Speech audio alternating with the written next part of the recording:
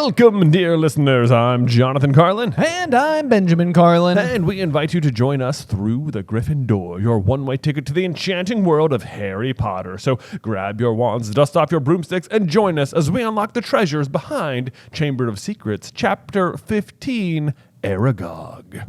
Aragog. Oh boy, it's about time. So I'm like, my immediate thought when I'm answering, or because this is where we're finally going to meet giant spider Aragog. Yeah, not Aragorn. Not Aragorn, not oregano, Oregano. not Aragon. Yes, There are yes. so many things. And then who's the spider in Lord of the Rings? Oh, I know. Yeah, I can never. Shelob or something. Shelob? Shelob. Yeah, people are like, oh my gosh, you guys. Ugh.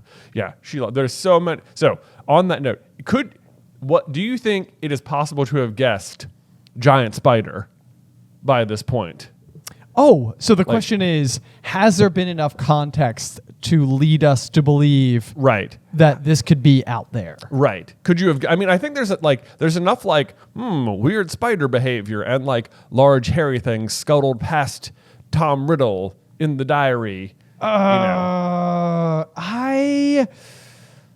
I don't know. I mean, it's kind of one of those where it does feel like there's a scene where we see spiders sort of all scurrying in a line away from one of the attacks, right? Yeah. So we know that there's that, but this is one of those where it's there's a lot of weird behavior happening, and that's kind of what Chamber of Secrets is all about. It's just red herrings everywhere. So it's hard to say. I don't know. I don't think so, but do you? I don't know. I think you could have guessed that the creature Hagrid had was a spider. I don't think you'd have guessed that it's bigger than a car. No, definitely not. Definitely not. I suppose that could be one of those things where it's if you've read enough other fantasy things, maybe giant spider is just at some point in the series, there will be giant spider. Right. That seems like enough of a trope, right. that it wouldn't be completely unreasonable, especially for one to have human level intelligence. Which that's the crazy part. Yeah, you can talk English and stuff. I know. Yeah, it's very interesting that the other thing about Aragog is that it even it sort of alludes to the basilisk and its existence and how Acromantula in general sort of fear this particular thing. We do not speak its name. It's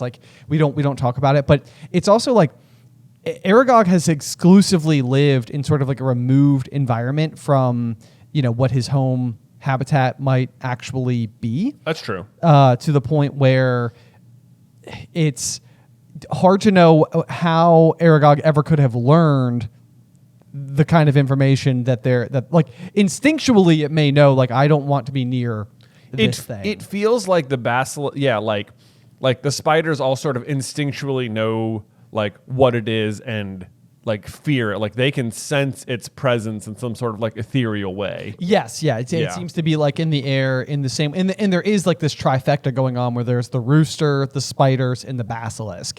Yeah. And it's almost like a game of rock, paper, scissors a little bit. Right. Where it seems like each one sort of has a little bit of power over the other in a really strange and unusual way. But the other thing that's kind of interesting about it is that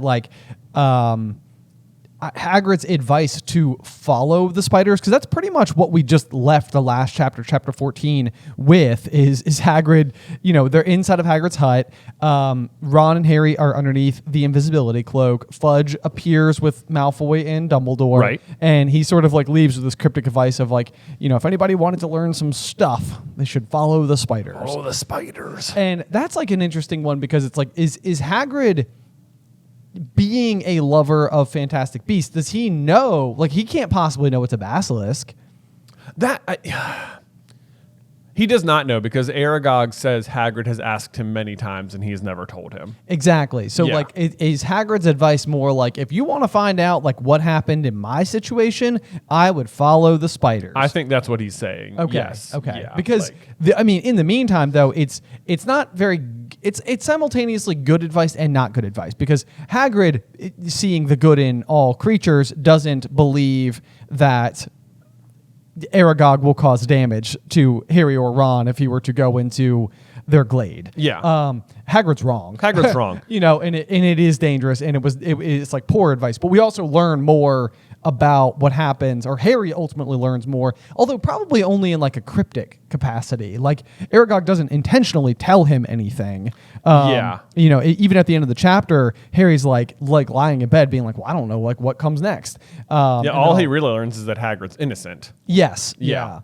But this is sort of like an interesting one as well before we get into the chapter, because I think it's just it's a theory around Aragog in particular that I have a very love-hate relationship with. Mm-hmm. And that theory is that like when we learn that Aragog came to Hagrid, it's basically under the premise of like in the pocket of a traveler. Yeah. And I think that like when Fantastic Beasts and Where to Find Them came out and people started to learn more about the character of like Newt Scamander, it was like the pocket of a traveler was Newt. Right. And Newt was the one who gave Aragog to Hagrid. Yeah. And the reason I have such a love-hate relationship with it is because it's like, on the one hand, it's kind of like, it seems unlike Newt to think of beasts so much. Like, while he keeps them in his case, it seems like he keeps them all for very like specific purposes. Yeah. And it would seem odd for him to like hand them over as like a pet. It does seem odd, especially because it feels like even if Hagrid doesn't know better, like Newt would maybe know better a little bit. But the thing about that is, and that was the exact sentiment I wanted you to express, because it's like Newt also from like Lita Lestrange has that sentiment of like, you've never met a beast you couldn't love. And yeah. In that moment, Lita is referring kind of to herself. Like, but like, I think it also stands true for Newt. Like it is one of those things like where Newt can see the good in everything, especially beasts that might otherwise be quite dangerous. And like, we've had some theories about like Fantastic Beasts and Where to Find Them before, where like Newt's whole thing is that like he will write about beasts only in a capacity that is beneficial to the beasts. Yeah. Like the sentiment of like where to find them is almost like, hey, are you a bird watcher and do you want to go into the woods and find cool things to look at? Like it's almost like Newt is only going to inform the populace about what they need to know that will protect the species that are out there. And right. Then our big argument forever has been like the Zowu, like in Crimes of Grindelwald, is very prominent in the film and also very not featured at all in the book. Yeah. As well as the what's the tiny baby deer thing? The Chillin. Oh, the Chillin. Yeah. It's like, it's huge in the movie, and Newt personally handles one and encounters 3 of them in the movie, and like knows obviously where to go to find them, to look for it. Right. And it's not in there, despite it being like kind of a widely well-known animal. And like, it's like, why isn't it in there? It's because Newt doesn't want to tell you where to find them. He doesn't even want you to know about them. He wants them to remain peacefully secluded away in China. Exactly. Yes. Yeah. We're like in their natural habitat. And so it's like, he doesn't inform you because you don't need to know, because you shouldn't find them. And he doesn't even want to tell you what their powers are, because their powers will be taken advantage of. And he doesn't want that. Right. So it's like, so it's like our headcanon explanation is just like, so just exclude it entirely. So anyway, like when it comes back to like Aragog though, that's where it's like there's a piece of me that like Hagrid has this same belief. He would send Harry and Ron into the forest because he doesn't believe that there's a beast that would cause harm to humans. Right. And so like Hagrid is very similar to Newt in this capacity. He's seeing the best in them. Yeah. Despite the fact that they are also still dangerous. I mean, they're very dangerous. And it's like, why would he give it to him? It's like, this feels like a question that would have been answered had we gotten the final Fantastic Beasts movies. True. Like, I can see Grindelwald has the Acromantula eggs and he wants to, do whatever. He wants an army of giant spiders, and Newt steals the egg, and then he's like, crap, well, he knows I have it, so I got to pass it off, and I'll just put it at Hogwarts, and now you'll take care of it? Great, or something, Exactly. It's like, if Newt could see more of himself in anybody else, it would have to be... Has to be Hagrid. Has to be Hagrid. Because, I mean, they're such mirrors of one another. It's wild. It's one of those things, like, where when you see the fact that Dumbledore is so closely aligned with both Hagrid and Newt at different stages of his life, it's almost like Dumbledore is using this as like a litmus test a little bit to be like, what does how can I trust somebody? Right. And it's like if they have like an affinity for beasts, then it's almost like that's like a good green flag Right. for Dumbledore. Definitely in terms of seems like allies. it. Yeah. Yeah. So anyway, it's one of those where I go back and forth all the time. Even the idea that if it was Newt in particular who gave the spider to Hagrid in the first place offers even more credence, pun intended, since he's also a vital character of the Fantastic Beasts saga, to the idea that Dumbledore would then go out to protect Hagrid in the aftermath. Because but then it's like Dumbledore should almost like know or something, or be able to be like, well, I have a feeling I know what. Well, I guess it doesn't matter because I think Aragog's the one that did it. So him knowing that, like, oh, Hagrid had a beast ahead of time is almost incriminating to himself. Then it is incriminating to himself. It's also, I mean, all of this is taking place in 1942, which is 3 years before the ultimate downfall of Grindelwald. Yeah, and so I like the idea that Grindelwald was going to use Aragog as like a weapon. Right. Yeah. Even that would be then kind of poetic if then like the Chamber of Secrets is Tom Riddle, who also has that like pure blood mania, and Aragog the spider, who is supposed to be a pawn in Grindelwald's rise to power in a similar capacity, is ultimately the mild undoing of one of Tom Riddle's own efforts. Like, right. You know, you can sort of see how the ping pong ball is bouncing back and forth a little bit between those two ideologies. Like a little tether between these two dark wizards. Precisely. Yeah. Yep. Very so fun. anyway, that being said, we can dive on into the chapter. I didn't know where I'd be able to talk about that in chapter, so I was like, well, let's lead with it. Yes. But so chapter 15, Aragog. Yeah. So what do you think of the chapter art here? It's mostly just like sort of a weird spider dome in the woods. Yeah, you know, it doesn't give you a whole lot to work with. You can see like a tiny little spider there. This is again probably one of those instances where there was worry that the chapter art could give too much away. A little too spoilery. Because you could just have a gigantic spider. I could also see a world where like, and I have no idea if this would stand true for other chapter arts. Literally the next chapter is Chamber of Secrets, where the chapter art is a giant snake skin. So maybe the point I'm about to make is invalid. But I could see a world where just general fear of spiders in general might lead people to be like a little... Oh, like don't put giant spiders on your books. Don't put giant spiders on their books because people don't like giant spiders. You know, you're right. I'm trying to think of like other Chamber of Secrets like cover arts, and I don't think many of them feature Aragog. Even a lot of flying cars. This one's got... It heavily features Harry, Ron, Hermione, and Dobby and Malfoy. You can see the diary. You can see a spider, and you can see weaving snake skin. You can see Tom Riddle down there. What do you know? You can, yeah, no. There's a lot going on in this chapter art, but not chapter art, cover art.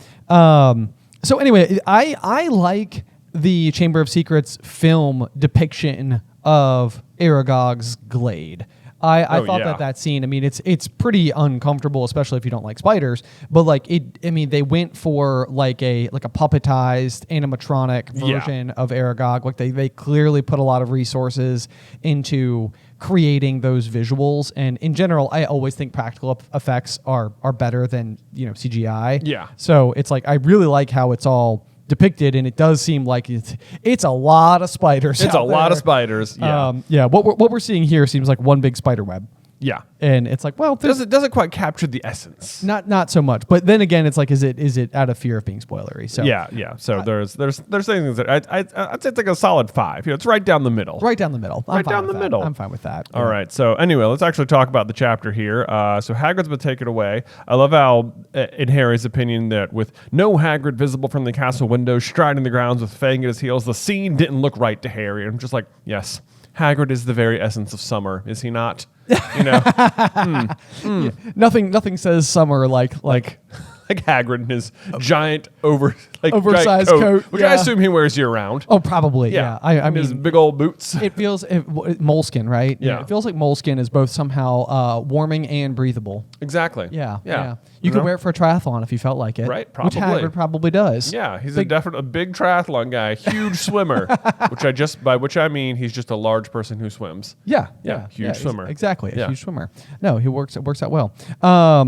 But yeah, so it definitely seems like we're narrowing in on the classic Harry Potter trope of it's the end of the school year, and therefore the plot needs to reach plot its... needs to happen. Yeah. It's like, it would be so funny if one of these books was literally just like Christmas, Voldemort attacks, Harry wins, and then the rest of the year is just watching them have classes and play Quidditch. I know. It's just like, and now who's going to win the Quidditch Cup? Yay! Yeah. We just get to have fun. Don't know. It's like Voldemort's not. I need like 9 months of messing with this kid before I do anything. Spring's a good time to attack, you know? It is. You it is. spring and attack. Get it? Loves wordplay. Yeah. Classic Voldemort. Classic Voldemort. Yeah. But that being said, it also seems like despite Hagrid's advice of following the spiders, it's a little bit hard to do because it seems like there are no spiders left in the castle to follow. Which That's such a weird one because I mean, my note there was just like, well, it's about time. Like these spiders have apparently been fleeing the basilisk since October? Yeah. And now what is it? May or April? And it's like, it took them that long to all get out of the castle? Like, do they keep coming back? Do they think it's gone? I wonder the same thing a little bit, or it's like, is this supposed to like represent like how close in proximity does the basilisk need to be in order for the spiders to go into like retreat mode? Right. You know, the other thing too is that does it mean that all of the spiders, if they're all going like, you know, in air quotes, home, that they all spiders of all types live in Aragog's glade? Oh, I know. Yeah. Is it like, or is it just the fact, or is it like the acromantulas are just like so top of the spider food chain that like all other spiders have been decimated and this is all that's left? All spiders are destined to be giant spiders at Hogwarts. But that would be crazy. It would be crazy because you know what? It feels like a lot of the spiders you'd see around the school would start to be a little bigger. A little bit, the size of a Pekingese. A Pekingese, mind you. Here, okay, you know what else would have been like an interesting detail is if like throughout the year there was just like, you know, kind of like more bugs around Hogwarts because there were no spiders to eat them. Oh, that would be hilarious. Yeah, like, yeah. It's like a lot of flies in the air all of a sudden. What's going on? Right, like there's a little subplot going on where like the mandrakes are struggling because there's like an infestation of other pests that are not being eaten by spiders. That would have been a great subplot. Yeah. Yes. Yeah. Something to keep in mind for the HBO show. Yeah, exactly. You know, just like a nice little detail that's like we don't draw attention to it, but there are more flies. There are more. You know, flies, there's a light buzzing. You know. Although I guess that being said, there is. I mean, this is not related because the plan hasn't been enacted yet. But we do know that Hagrid runs into Harry at Nocturne Alley because he's buying flesh-eating slug repellent. That's true. So, like, there is a small pest-related That's homage. true, but yeah, the chamber hasn't been opened at that point. Oh, but you know, that's what would make it so much better is that it's already been established that there's a pest issue, so it might not seem like that big of a deal. You're like, Harry right. can even have lines like, well, Hagrid was buying the flesh-eating slug repellent. Right. know? Right. Yeah, why are there so many more pest problems? Although maybe we're like way too in the weeds on the concept that spiders are occasionally beneficial because they eat other insects. We are not in the weeds on that. This is the main pro spider argument. If spiders don't have this, they have nothing. They got They're nothing just going for 'em. creepy then. Oh my gosh, I watched this guy on Instagram. He does like weekly like home maintenance reminders and like shows you how to do cool things around your house. And he's nice. he was doing one about like spraying your house for bugs, and he's like, now there is one bug that actually is beneficial to your house, and it's called the house centipede. It looks like this. It's a total nightmare. And I was like, I hate those things. They're in my house, and every time I see one, it's dead. I don't care what you say. They're like the they super eat other- multi-legged, Yeah. But like they eat other bugs, and are like see. sort of beneficial to your house. And I'm like, not to me. Giving me Not the beneficial to shivers. my nightmares. I'll tell you that. Sorry, I believe you, but also I'm not taking your advice. It's hilarious that the dichotomy we have in this book between creepy creatures is ones that have too many legs and ones that don't have enough Ones legs. that don't got enough legs. Yeah. It's like we're really, that's like a sticking point for us as humans. It's like the amount of like legs or arms something has in either direction Right. seems to be really impacting what our general sense is. If you got more than 4 legs, that's too many. More than 4 limbs, Yeah, starting to Afraid not. starting to become a thing. Starting to be weird. So anyway, but so they're having a little bit of a hard time. Got more than 2 eyes. Then we're really in, in uh-oh territory. Uh-oh, yeah. How many eyes does Aragog have? Do you remember? 8? Is it 8? I think so. We've had this question on trivia before. I just read this chapter and I still already don't know. I don't know. We're gonna find out soon, I guess. We'll get to there soon. in our read through here. Also, I do like this. I didn't realize it, but like Harry, after Dumbledore leaves, it says Harry constantly repeated Dumbledore's final words to himself. I will only have truly left the school when none here are loyal to me. Help will always be given at Hogwarts to those who ask for it. Like I think it's nice that there is like attention paid to like how much Harry is internalizing this and like constantly thinking about it, because it's like also one of those things that feels like it then sets Harry apart from like Ron.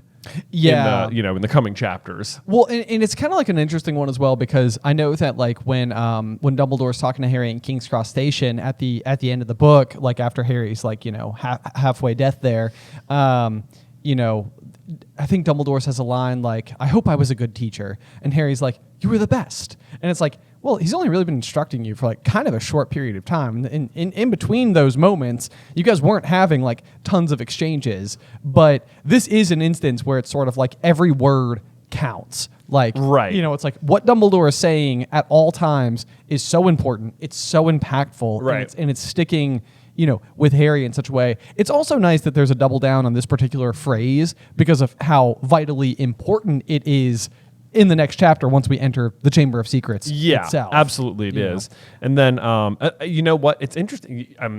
It's like how much teaching did Dumbledore do? But then if you go back to the first book, Harry also thinks Dumbledore like basically wanted Harry to do the obstacle course. Yes. So in a sense, that's like Dumbledore teaching him as well. That's true. That's true. Yeah. It's very much like that sentiment of like, like Dumbledore thought I deserved the chance to have a go at it if I wanted to. Like Dumbledore seems to teach Harry about like non-traditional like non-spell based magic. Oh, you're right, because Like there's even also the mirror.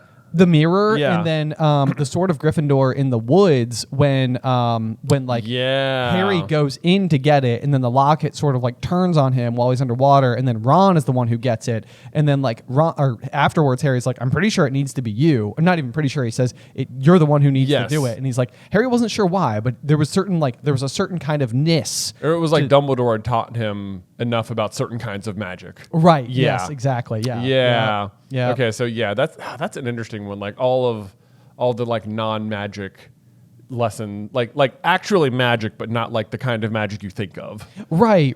Which I think is also kind of like it's fascinating like reflection if you were to like take it out into the real world, because any of us can be like experts on like our specific fields, our topics, like areas that like we need to be good at. Right. And that's like one vital aspect. But then like when you zoom out, it's also like, how do you get along with others? How do you lead? How do you communicate? Like there's so many other things that are essential for success besides just knowledge in subject matter. Well, this is then why Harry's the hero and not Hermione too. That there's a point to that, but it's also I mean you can't forget how vital Hermione you cannot oversell how important Hermione is. She's so essential. Not in this book as much. I mean, she's been petrified for a hot second, but she still figured it out. She does still figure it out. Her own. And there's like a nice little just like one sentence like, oh yeah, we need to make sure they don't.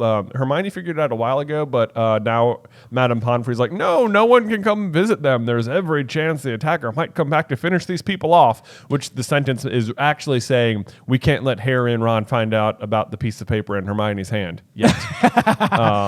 It's like if you don't include that line, then you inevitably end up with the problem of why weren't Harry and Ron going to visit Hermione in the hospital wing? Exactly. And so it's like you got to have that is like reading the book in this capacity is teaching me so many things about like writing. Where it's sort of like people are going to ask this question, so you have to have a line somewhere innocuously buried that just sort of like clears it. Yeah, it's like, oh, there it is. We addressed it. There's every chance they'll come back. It's like there's no chance he's coming back.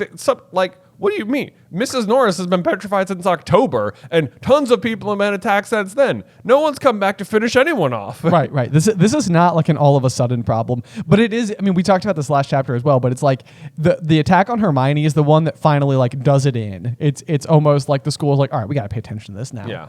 Hermione went down. Ugh. and Penelope Clearwater, but mostly Hermione. Yeah, that prefect girl. Yeah, she's got big main character energy. Oh, yeah, I know, bad. All right, so let's see. 2 weeks after Dumbledore is taken, Harry overhears Draco bragging. He says, I told you he thinks Dumbledore is the worst headmaster the school's ever had. Well, he's bragging that to Crabbe and Goyle, but I think it's funny because actually he told that to Harry and Ron when they were posing as Crabbe and Goyle. That's so true. That's so funny. Yeah. I totally did not pick up on that. Yeah. But you're right. Yeah. He thinks he told Crabbe and Goyle, but Crabbe and Goyle are like, I don't think you said that. Yeah. When did you say that, Draco? I can't imagine them calling him. I imagine they call him Malfoy too. Oh yeah, almost certainly. Yeah, right. Yeah. This is another one of those where I don't remember this being brought to attention so early though. But he's talking about getting a new decent headmaster, someone who won't want this Chamber of Secrets closed. McGonagall won't last long. She's only filling in. That it's like McGonagall's role as deputy headmistress has basically been around since the beginning. Yeah. Which sometimes I think that's like one of those where I thought it was like shoehorned in more like after the fact. Like, of course we're gonna have a Gryffindor leading. You know, like when all else fails, it's like it's got to be McGonagall and no one else. But no, pretty much the whole time it's always been McGonagall. I like. There's a couple of things on this page too about Snape that I really like, where Malfoy's saying like, "Sir, why don't you apply for the headmaster job?" And his response is, "Professor Dumbledore has only been suspended by the governors. I dare say he'll be back with us soon enough." And it's just like there's like a line there that's like he couldn't suppress a thin lip smile or whatever. But it's like at the end of the day, Snape's sentiment here is like it's him being loyal to Dumbledore. You know, he's like, no, don't. It's like, Draco, don't be ridiculous.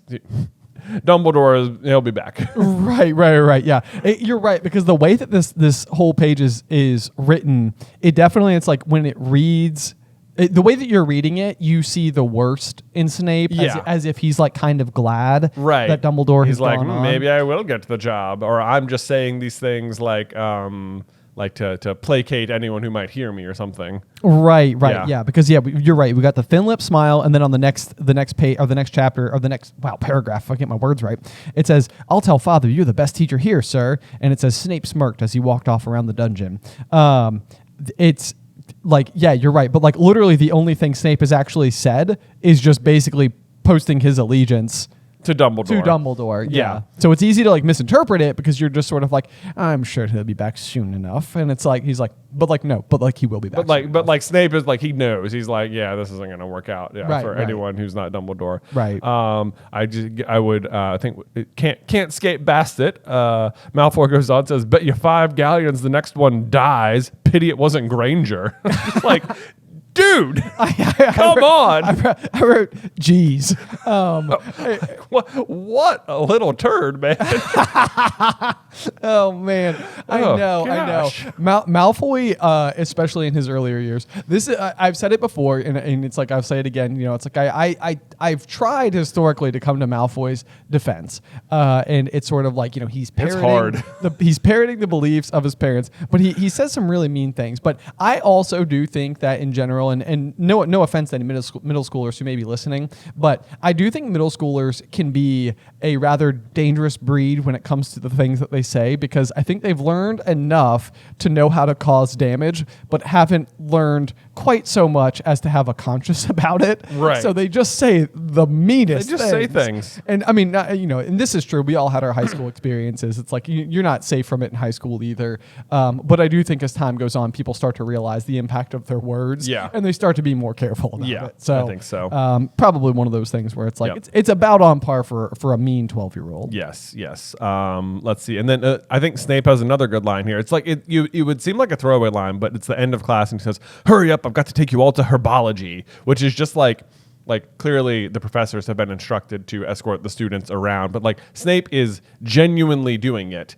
Like he is escorting them. Right. You know, he is doing his duty, and it's like even that speaks to like, I don't think the school is going to be closed, because if I thought the school was going to be closed and there wasn't any chance of this, I wouldn't even bother following these rules. Oh, sure. Or whatever. Yeah, You know, yeah. it's like, but like he is doing it. He is concerned about the student safety. Right. Which is right. like another, like, you wouldn't notice it because it also says he barks this over the class's head, and then, like, you know, whatever. It seems like he's being mean about it. That's sort of his thing. He's like, I am helpful, but I must appear mean. Right. Yeah. Yeah. Got to keep up appearances for all those kids with like the pure blood Slytherin parents. You know, Yeah. former Death Eaters and such. The barked, I think, is interesting because they frequently use barked as how like serious like laughs yeah. and things. So it's like maybe Snape is summoning his inner serious Oh, black. of course, yes, you know, yes. His old BFF from his school days.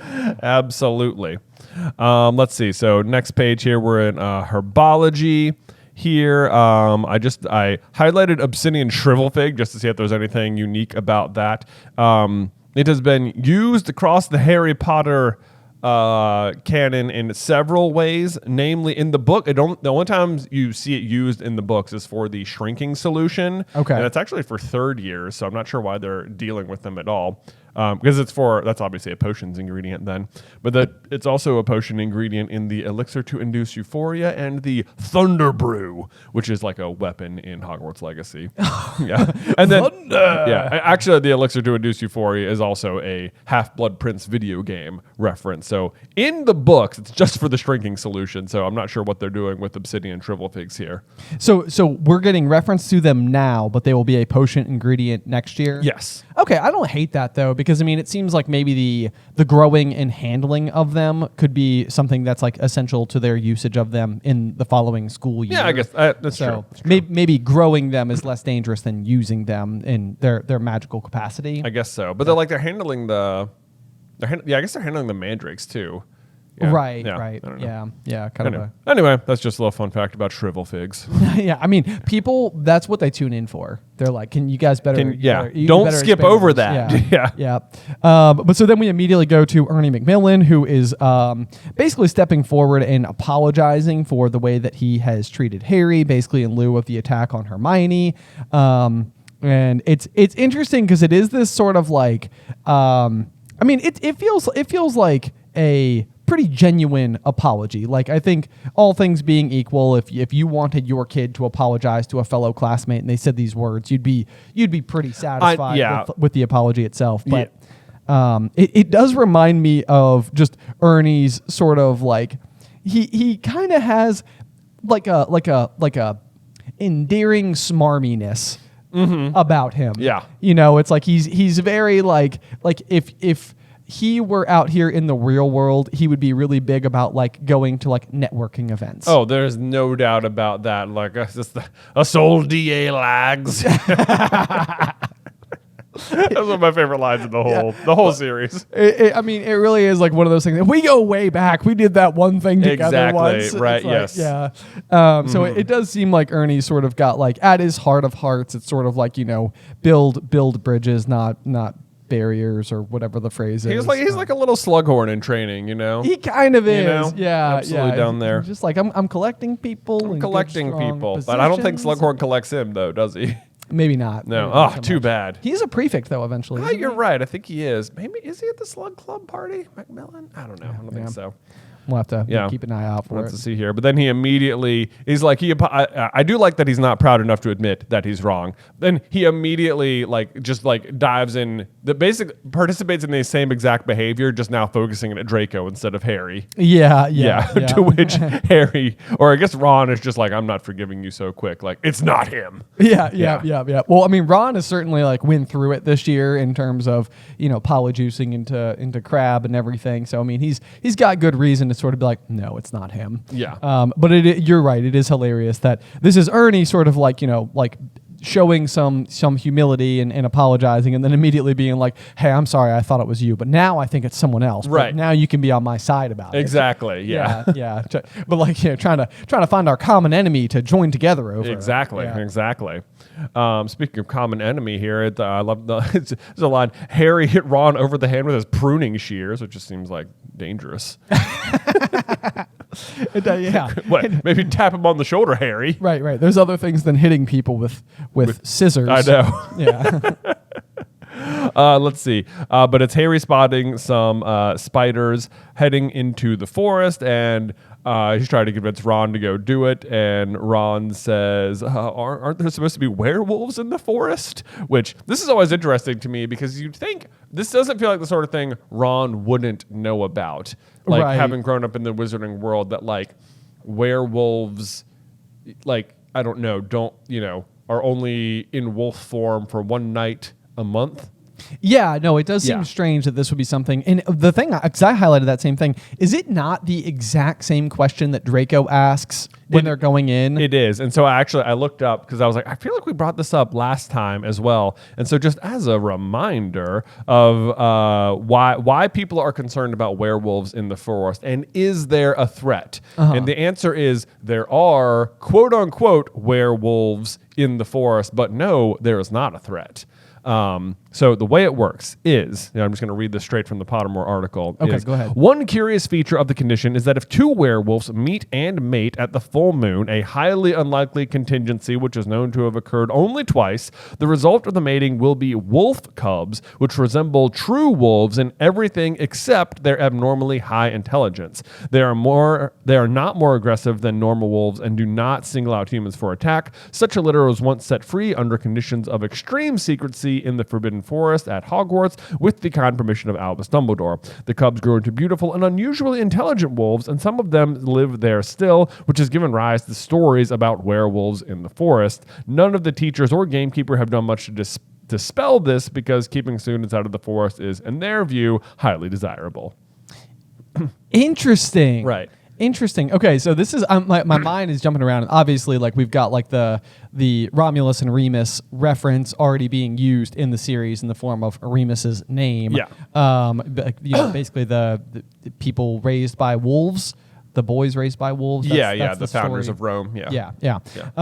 So one of the things that I think is kind of interesting about that, though, is I, inside of this chapter in particular, am extremely curious about what, and I'm jumping ahead a little bit here, but what enables the Weasleys flying Ford Anglia to, like, sort of take on this, like, magical life of its own, to the tune of, like, it like, for all intents and purposes, is an inanimate object that had a unique ability to fly, but, like, it doesn't really suggest any major reason why it would have, like, started to, like, form its own sentience, Right. if you will. Yeah. But especially in a capacity where it would, like, come charging in to protect Harry and Ron. Yeah, it seems to have some sort of loyalty still to, like, Ron as its former owner. Right. So it feels like a leap. I don't even know if it's really that close, but, like, in a way, I'm like, was the Ford Anglia, like, taken under the wing by a couple of werewolves, like werewolf cubs, Right? Where it was, like, like, raised and taught, like, a similar form of like loyalty to its former master or something like that. Oh man, that's. I don't know, because we never see any of these wolves in the forest. No, it almost seems like we should have. It does feel that way. Yeah. Because it seems like on that basis, it almost feels like what is being described as the product of two werewolves mating and having a wolf cub is almost like a kind of noble creature. It reminds me of, like, the dire wolves in Game of Thrones almost. Oh yeah, absolutely. Yep, like larger, bigger, bigger, smarter, not aggressive. Well, potentially aggressive, but not targeted at humans. Right. But also extreme loyalty to their masters as well. So. I could see that. So anyway, this is like something that I think we could probably make a whole video about, and I don't have an answer to as I'm speaking out loud. But the Ford Anglia and, like, what brings it that sentience is something that I think needs further explanation. It does. It just sort of seems like it's like, how much magic did Mr. Weasley put in that thing? I know. Yeah. Some serious, like, blood, sweat, and tears apparently. I know, because, like, it basically has, like, a mind of its own. Yeah. Well, apparently not even running on gas or anything now. Just running on magic. Just running on magic. Just a wild car out there. Right. Yeah. All right. Well, here we go. This is a, like, quick reminder too that, like, as they're going in there, like, Ron had never been into the Forbidden Forest. That's, like, one of those so easy to miss things because, like, in their first year, it's just Harry, Hermione, Neville, and Draco who get sent into the forest, and it's like, oh yeah, Ron wasn't there. I know that's like one of the most baffling like realizations like way after the fact, or if it's been a minute since you've like read the books, it's sort of like, wait, how did Ron have not been there for it? Like, why would he have not gotten in trouble when they got in trouble? Like, how could he, for plot reasons, not be needed? Because Norbert bit his hand and he was stuck in the hospital wing, so Harry and Hermione had to carry Norbert all the way up to the astronomy tower in one sentence. Like, oh, that was hard. Oh, darn. Yep, you're exactly right. The other thing, though, on that exact same line, so it says, Ron had never been into the Forbidden Forest before. Harry had entered it only once and had hoped to never do so again. And I highlighted that because, like, that's one of those moments where when you go back to Harry's entrance into the Forbidden Forest the first time, the centaurs are being like really kind of like uptight about this particular situation based on the cast of characters that happen to be present and their ability to read signs based on the stars. Yeah. You know, and so they're like, Voldemort is in the forest.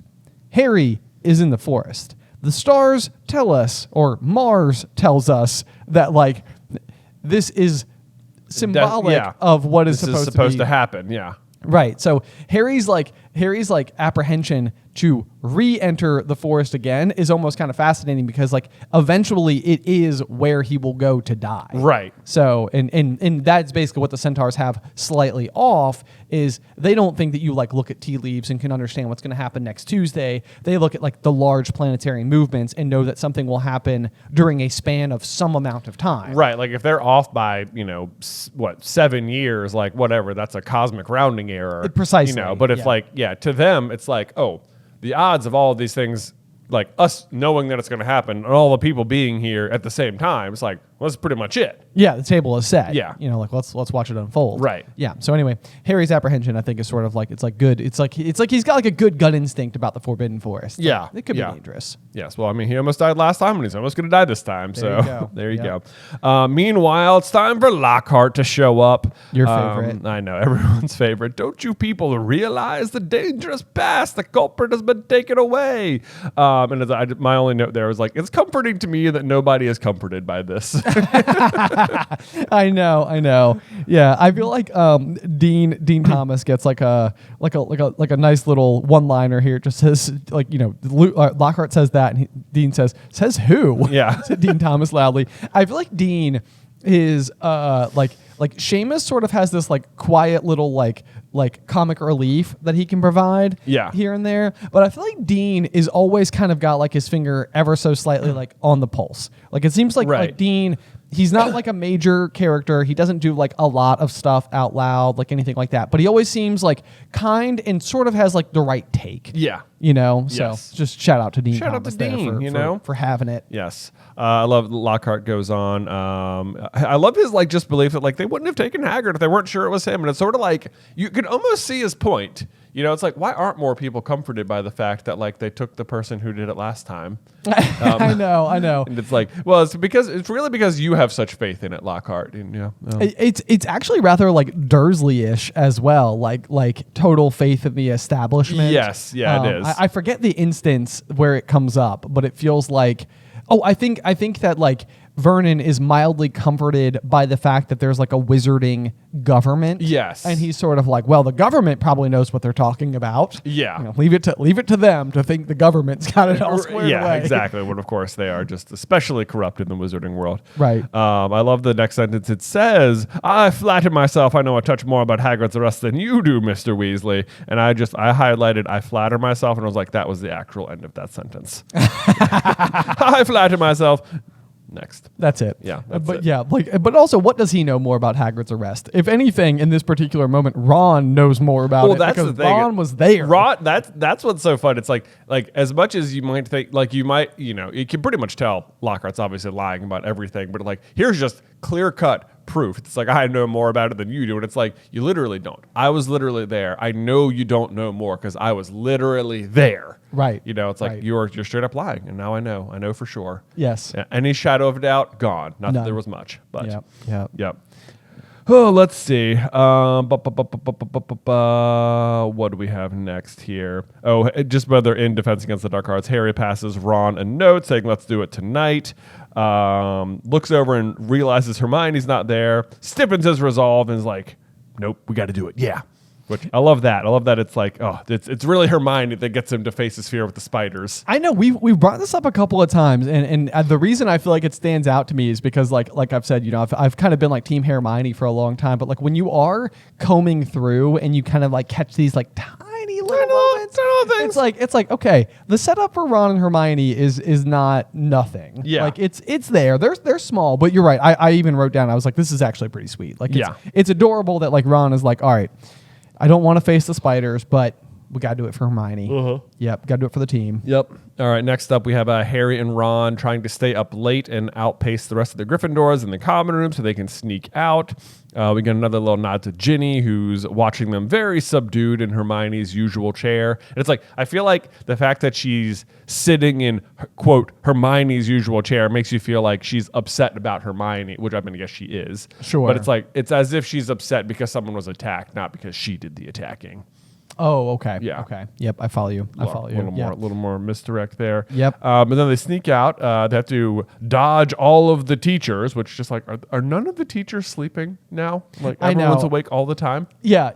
This is like one of those things where like, if there's like a glass door assessment of working at Hogwarts, it's like, yeah, you work long hours, late nights, you don't get a lot of sleep, high stress. Yeah. We're constantly under attack. Yeah. It's like not a good place to work. It's good. Slughorn's not even happy with his pay, Right. Yeah, exactly. Yeah. Exactly. Also, speaking of glass doors, though, they do manage to slid back the lock on the oak front doors. And I'm just like, teachers, you're patrolling the halls all night and no one's on the front door and you're not magically locking it? Right. Like, right. come on.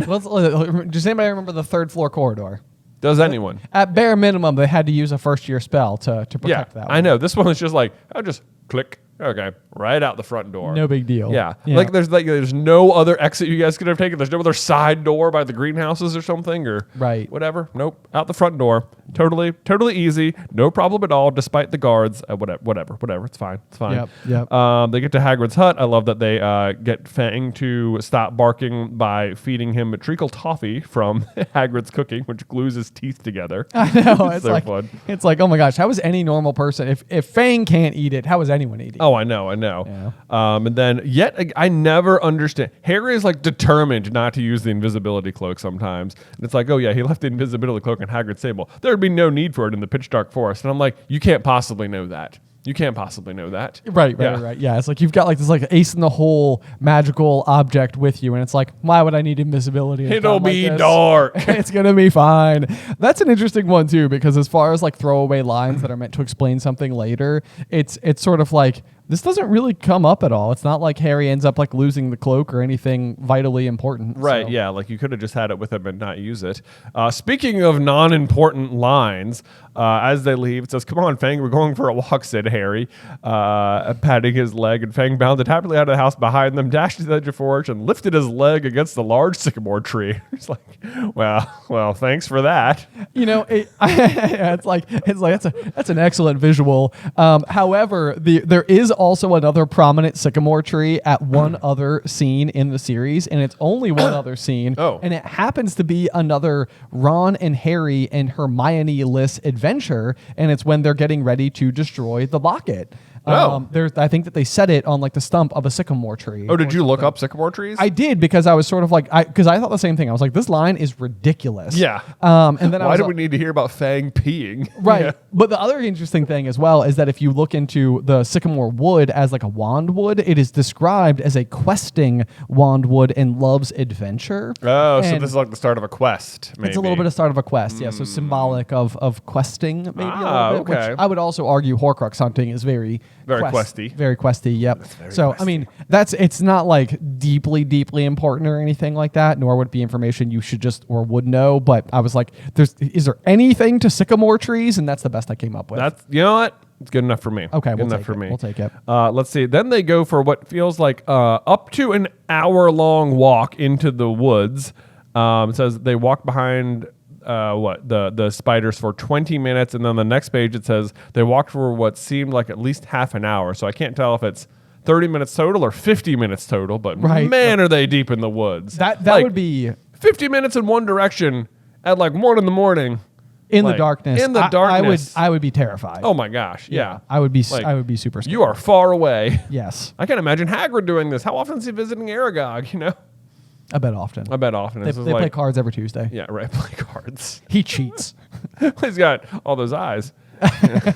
Well, I guess he's blind. Let's see. But okay, so this is one of the things they sort of leave it out of the movie. Prior to getting to the clearing, they come across the car in its own clearing, and I guess what's being done here is just reminding you that the car exists, and now it's in the forest because it's about to have like its big moment.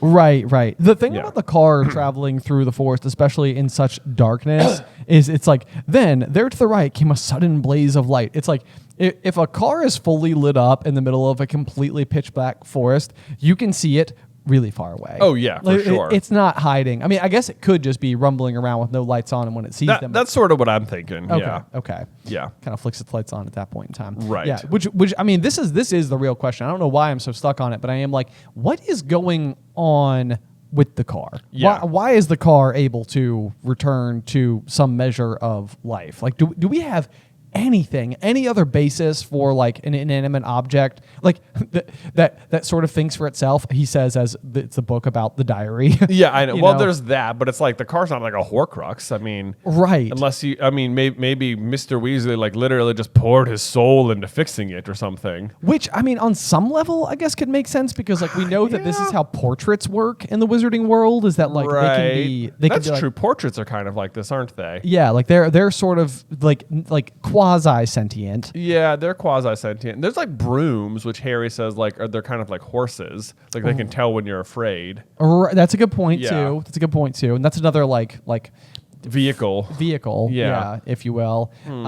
So I can maybe see that, like, or even like wands, you know, like learn from the wizard and the wizard learns from the wand as time goes on. You know, so there's a little bit of that going on. You know what? What you got? Oh, okay. Lay it on me. I'm excited. Here we go. I wonder if there's any like thestralness to the flying Ford Anglia. Ooh, Because it can be invisible. the invisibility booster. It has the Yes. ability to become invisible and it can fly. It's not the wolves that's training it; it's the thestrals. It's the thestrals. Ooh. The flying, yes, because thestrals can fly. Thestrals can be invisible. Yeah. The car can fly. The car can can be become invisible. invisible. So, like, maybe the car can join the flock of thestrals, which we know Hagrid has the only trained herd in Britain. Yeah. But I almost wonder though, like I wonder like if is this how he's getting like we have the whole theory about the night bus is a Zowu. Yeah. You know? Yeah. It's like, is the Anglia a thestral? Oh my god. You know what I mean? Jeez. That would be some powerful. That would be like, magic. yeah. I mean, obviously, we know that he just bought the car and fixed it up and replaced it. So, like, that doesn't seem right. Yeah. But like, there's a bunch of correlations here. I don't hate the fact that we know that thestrals, which share these abilities with the Anglia, live inside of the forest. And the car itself sort of like takes on a life of its own, and it's like, where is it learning from, and like, what is it getting? Right. So I don't know. Yeah, I think that's pretty cool. I Yeah. like the idea that like that it's even possible in this situation that there are thestrals around them. That's true. You That's know? true. They could have thestrals around them. We just wouldn't know yet. We just wouldn't know. We just wouldn't know. Oh. I love it when it's thestrals. I love it when I know. Thestrals, they're part. So other helpful bit there though is that like the elder one is especially sentient. And Yes. its core is a thestral tail hair. It is. There we go. Sentience. Thestrals lend sentience to things. Oh, what a sentence. Yes. What is okay. Okay. Good thinking. There we go. Good thinking. You did Awesome. better than me with my wolves. I was close. I was dancing around it. Yeah, we were there. Thing in the woods. Thing in the woods. Okay. All right. So let's see. We find the car, and then they also, I think, did they leave this out of the movie? I did not remember this at all. The spiders show up and just like pick them up and carry them the rest of the way. Yes, that does not happen in the movie. I had forgotten about this as well, that they're like medium grade, like incapacitated from this particular exchange. Right. It is more at least what happens inside of the Lord of the Rings movies, where Frodo does get just sort of like yoinked. Yep. All right. And all wrapped up. It's very creepy. I It hate is. that scene. Yeah. Shelob. Shelob. Let's see. I love the way they describe it as Harry laid eyes onto the worst scene he'd ever laid eyes on. And I was like, yeah, Yep, that sounds about right. If I'm just trying to imagine, like, what would your reaction be? You just like walked down to your basement and you open the door and you can't even see the floor for the number of spiders. I'd just be like, well, we're moving. That's pretty much it. That's it. Nope. That's it. I'm not coming back. We have lost. I will never re-enter this space. Nope. Gone. Yeah. That would be so scary. Gosh. Anyway, then there's Ron. Ron looked exactly like Harry felt. His mouth was stretched wide to kind of silent scream, and his eyes were popping. Like, I could just,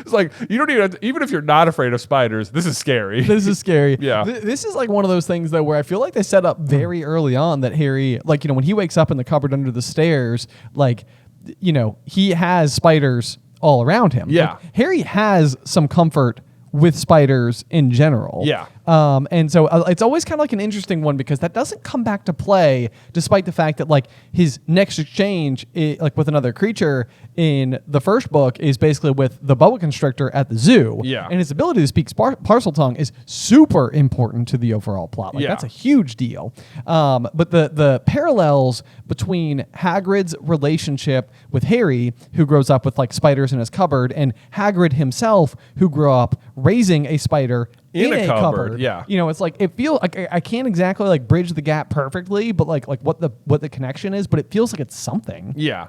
It kind of does. You're right. There's a bunch of parallels there. Yeah. Spiders and whatnot. Right. But so now we finally meet Aragog, gray in the black of his body, and in each of the eyes on his ugly pincered head was milky white. He was blind, which is okay. So question about this: if you're blind, are you capable of being killed or petrified by the basilisk? Right? Like it has to fix you with its stare, but like you can't see anything. That's a good question. So like Aragog's I was gonna say petrified. Aragog is terrified of the basilisk, but like, is he even in danger? Is he even in danger? Right. I mean, I guess it gets to like bite him, but I know this. I mean, it's even like the glasses question. It's like glasses don't seem like they're enough, but like other lenses, like a camera, are right. which Seems like is glasses should be Myrtle. Yeah. Seems like she should have been okay. Yeah. And Harry too. No, completely safe. Yeah. Wouldn't have that have been? Oh no, he would have been petrified. Even I was gonna say, wouldn't it have been hilarious if like Harry's in there? And he's like, but I have safety goggles. Yeah. My glasses. Right. I've got my basilisk goggles on here. They're regular glasses. It's fine. Right, but he would still be petrified. Yeah, he'd still be petrified. So, and then you'd probably kill him anyway. Right. Yeah. Not that that's been his MO. The rest of the book is like petrified. Butts! I didn't get him with my laser eyes. Guess I have no other way of killing them. See ya. Certainly not the most poisonous poison known to wizard kind. Certainly not just razor sharp teeth that I continuously talk about, like rip them, tear them, let me eat them. All right, see ya. Yeah, you talk a big game. Talk a big game, Basilisk. Mr. He's like Basilisk. Apparently, it's like maybe he's like, maybe he wants to like cook the food with his laser vision. Oh, and he's like, I petrified him again. Now what? Maybe what's happening is he's going through the tunnels, and because he's been absent for so long, the spiders have put up a whole bunch of webs, and he's just like, rip these webs, tear these webs. They're in my way. They're in my way. So annoying. So many cobwebs. That would be so funny if he's not talking about people. He's just like, I hate spiders. Oh my God, I hate spiders. I'm so glad they hate me back. Yeah. Like, they better hate me, because if I see one of them, that'd be, oh my gosh, I love that idea. Rip them, tear them about the spider webs. Oh my God, I'm gonna be laughing about that all day. Okay, here we go. Let's see. All right, so they start talking about to Aragog about Hagrid. They think up at the school that Hagrid's been setting something on the students. They've taken him to Azkaban, and Aragog responds as, "But that was years ago." Which I'm like, wait, was it? Did he go to Azkaban before? Because I don't think he did, right, Hagrid? No, I don't think No, so. I Yeah, don't think so. No, yeah. So maybe he just means that they suspected him. They believed I was the monster that dwells in what they call the Chamber of Secrets. They thought Hagrid had opened the Chamber of Secrets and set me free, and confirms that he did not. Clicking angrily. I like the way they're clicking, I know, yeah. Kind of a nice setup for later when Yeah. Harry's observation about the pincers. Yes, and right. And now we learn where Hagrid got Aragog, sort of, just from a traveler. We already sort of talked about this. kept him in an egg in his pocket, which we suspect is Newt Scamander. Great bit of trivia. What is Aragog's wife's name? Do you know? Pause. Yep. Are you answering out loud right now? Yeah. Did you totally nail it? Did Do you you totally? remember the one time it's ever mentioned? It's Mosag. It's Mosag, yes. Mosag. Mosag. Yeah, that's it. I don't know why that's brought up. Never brought up again. Yeah, but you Just remembered important to know. in trivia once upon a time. Because it is such a trivia question. It is such a trivia It's question. like included for the sake of this, it feels like. Yes. Let's see. And then Harry says, like, you never attacked anyone? It says, never. It would have been my instinct, but out of respect for Hagrid, I never harmed a human until like 3 minutes from now when I will eat you, friends of Hagrid. Right. Yeah. Real hypocrisy here, Right. Giant Spider-Man. It is an interesting setup because it's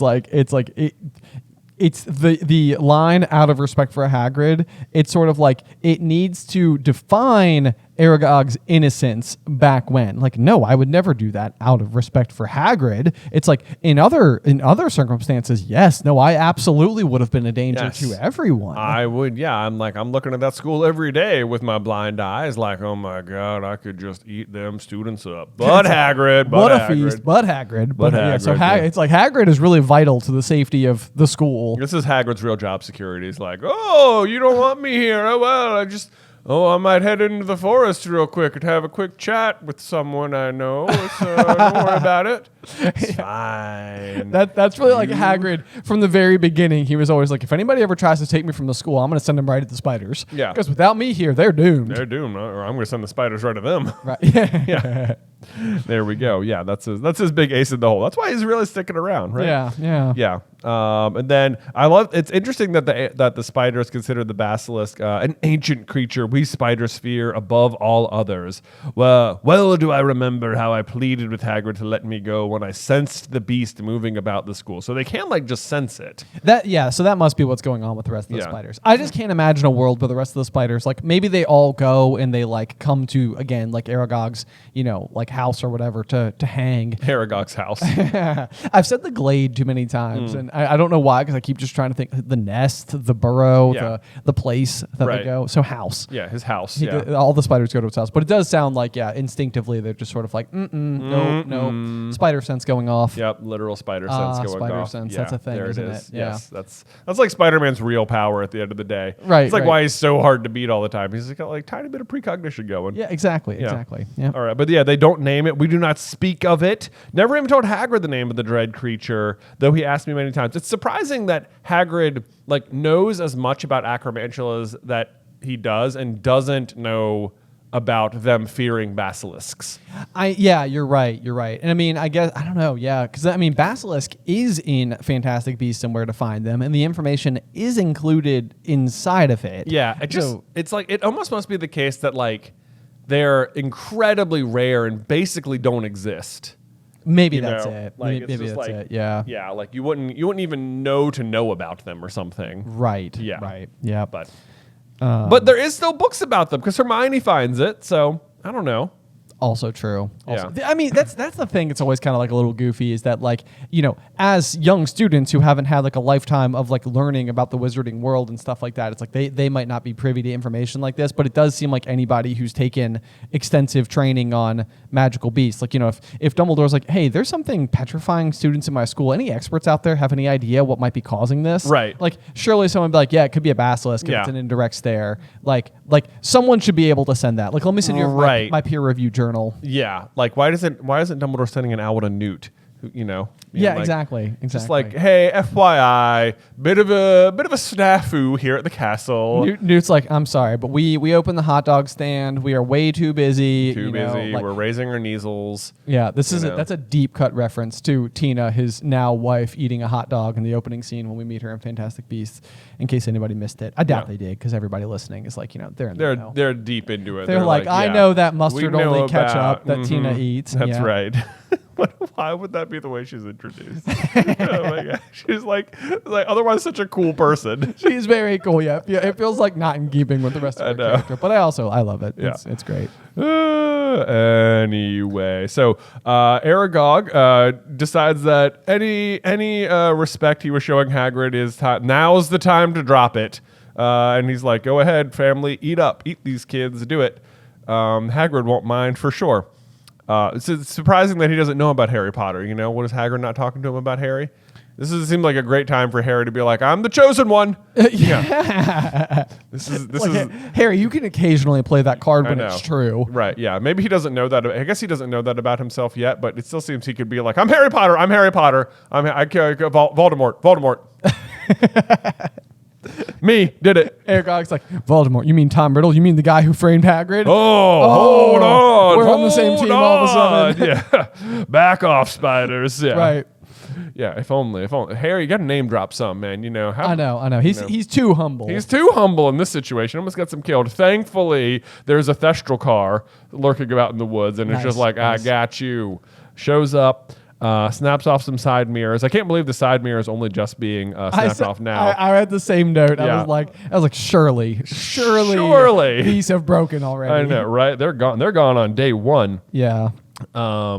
Yes. And then I gotta love Harry having just the ultimate faith in Hagrid. He says, "I bet he thought Aragog wouldn't hurt friends of his," said Harry. And it's like, Harry, it's okay to be a little mad. Okay? Yeah. Like, you don't have to stick up for Hagrid just now. I'm kind of with Ron on this one. Hagrid may have messed up a little bit. Yeah. Ron, even on the next page, it says, evidently hatching Aragog in a cupboard wasn't his idea of being innocent. Yeah. Agreed. All right. I mean, fair. Yes. Then they make the same connection we do, that the basilisk sounds like a sort of monster Voldemort, even other monsters didn't want to name it. And that sentence right there is almost just like supposed to be your connective glue that like, hey, Tom Riddle's Voldemort. Right. Figure it out. Yes, yeah. I mean, I highlighted the same thing for the same reason, because it is very much like that, like he who must not be named, and the spiders like will not name it. Right. Because like it's like at this point you'd have no reason to think Voldemort's involved in the story at all. No, not really. Right, yeah. I mean, he hasn't really come up, and last we saw him, he was sort of defeated by Harry. And, it's just sort of like the only person you met is Tom Riddle, and right. Even if you know it's Tom Riddle, you still have no idea that Tom Riddle is Voldemort. Right. But like that sentence is your last big clue. Yes, yeah, because I mean, like as like a young reader, especially, it's like, and without the rest of the series and the knowledge that Voldemort goes on to be so important, like that's the mindset that's hard to get back inside of. Like Voldemort could have just been the villain of book 1, and then like book 2 will have a completely different villain by like a completely different name, and it's just sort of like. But no, they're the same. It's always Voldemort. Yeah, it's always Voldemort. Let's see. Then Riddle caught the wrong person.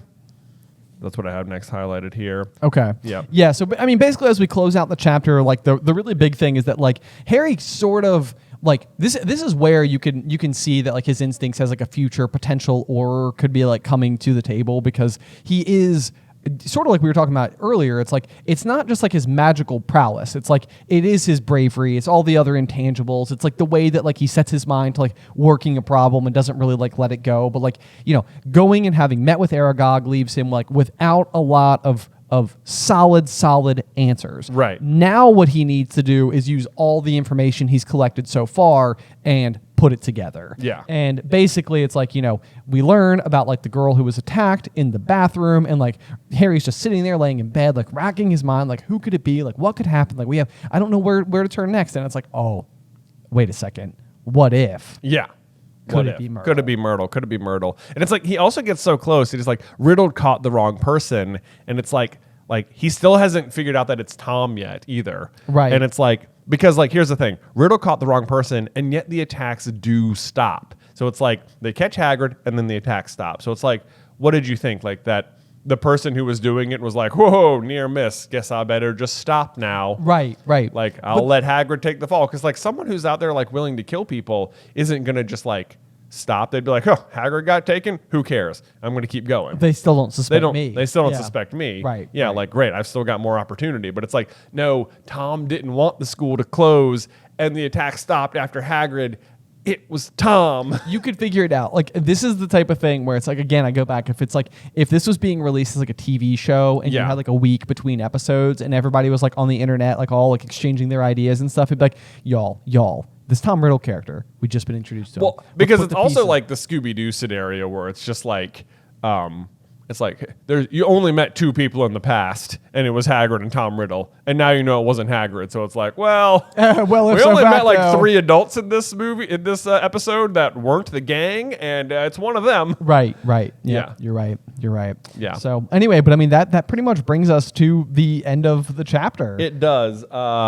The thing, it's like the big question I always have is like, how did nobody ask Myrtle about her death? I know. This whole time, like, it seems so out of character for just like for Dumbledore. It seems out of character for Myrtle. For Myrtle to not be like constantly whining about it. Yes. It's like she like I imagine a world where it's like this is not something that she doesn't like. She's a genuine victim of this particular situation. Like, it seems like she would definitely bring it up for the, like, if nothing, I mean, rightfully so, but for the sympathy.